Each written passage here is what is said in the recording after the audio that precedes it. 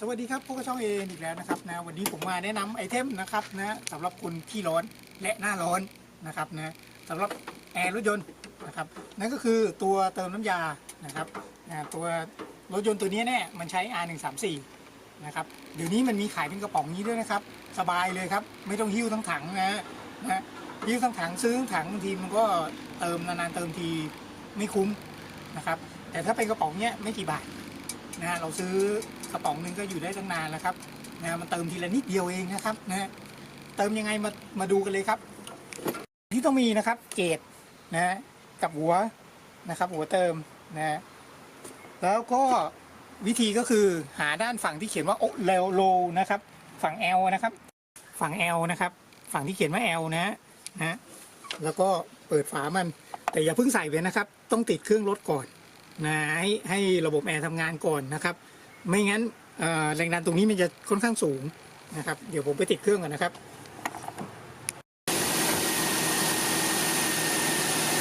ติดเครื่องแล้วนะครับติดเครื่องเปิดแอร์นะครับเร่งแรงสุดเลยนะครับเร่งน้ำยาให้สุดนะครับเสร็จแล้วมาดูกันนะครับ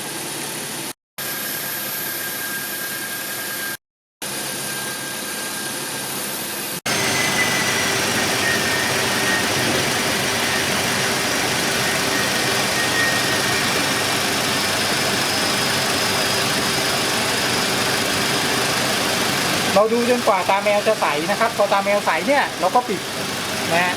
พอปิดเสร็จปั๊บมาดูที่ตาแมวอย่างนี้นี่เหนียวหนึ่ง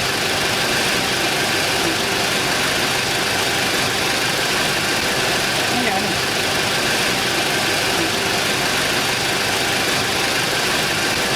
นี่เหนียวหนึ่ง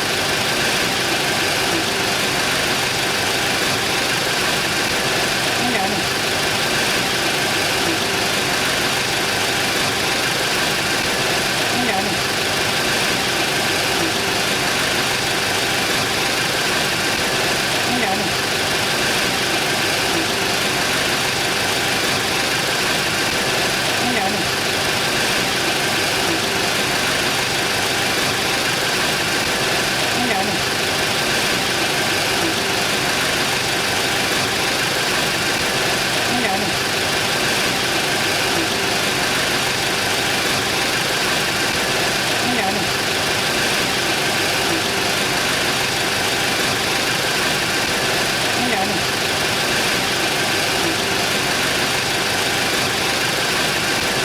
ี่เหนียวหนึ่ง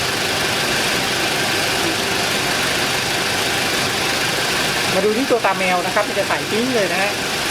ให้เป็นฟองนิดๆก็ได้ครับไม่ต้องใส่มากนะตัวกันครับถ้าใส่มากคือความดันเยอะเกินนะครับแค่นี้ก็จะเย็นเทียบแล้วครับก็สิ้นสุดการเติมน้ำยานะครับแบบง่ายๆนะครับด้วยตัวเองขอบคุณมากครับสำหรับการรับชมคลิปนี้นะครับชุดเติมน้ำยาแอร์นะครับแบบกระป๋อง